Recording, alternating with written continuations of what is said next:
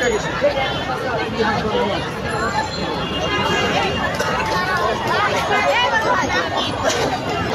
আমাদের যৌক্তিক দাবির জন্য দাঁড়িয়ে আছি এই বৈষম্যহীন বাংলাদেশে, যেখানে আমাদের সাথে প্রথম চরম বৈষম্য করা হয়েছে। এরকম বৈষম্য আমার মনে হয় না জুলাই বিপ্লবের পরে আর কারোর সাথে করা হয়েছে। বৈষম্যটা হচ্ছে এরকম যে তৃতীয় ধাপ মানে না 2023-এর সার্কুলারটা প্রথম ধাপ দ্বিতীয় ধাপ চাকরি করতেছে।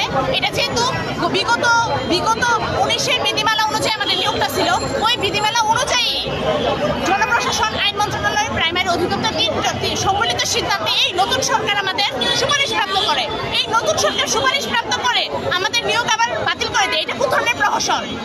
আমরা নির্বাহী আদেশে আমাদের নিয়োগ চাই। আমরা নির্বাহী আদেশ, আমরা আর কোনো আপিল কিচ্ছু জানি না। হাইকোর্ট তো আমাদের নিয়োগপত্র দেয় নাই, নিয়োগপত্র দিচ্ছে সরকার। সরকার আমাদের নিয়োগ পুনর্বহাল করবে, না হলে আমরা এইখান থেকে যাবো না, রাজপথ ছাড়বো না। আমরা যেইখানে দেশে মেয়েরা রাস্তায় বের হয়ে আসে, সেইখানে মেয়েরা কতটা অবহেলিত, কতটা অসহায়, কতটা অবহেলিত, কতটা দুর্ভোগে আছে রাস্তায় রাত কাটায়। তার মানে কি? তার মানে হচ্ছে একটা মেয়ের হারানোর আর কিছুই নাই, ভয় পাওয়ার আর কিছুই নেই। আমাদেরকে মেরে ফেলবে পুলিশ। কালকে তো পুলিশ আমাদেরকে অনেক মারছে, আমরা কি রাস্তা ছেড়ে দিয়েছি? ছেড়ে যায় নাই। আমরা আরো কঠোর অবস্থানে যাবো, আরো কঠোর কর্মসূচি গ্রহণ করবো।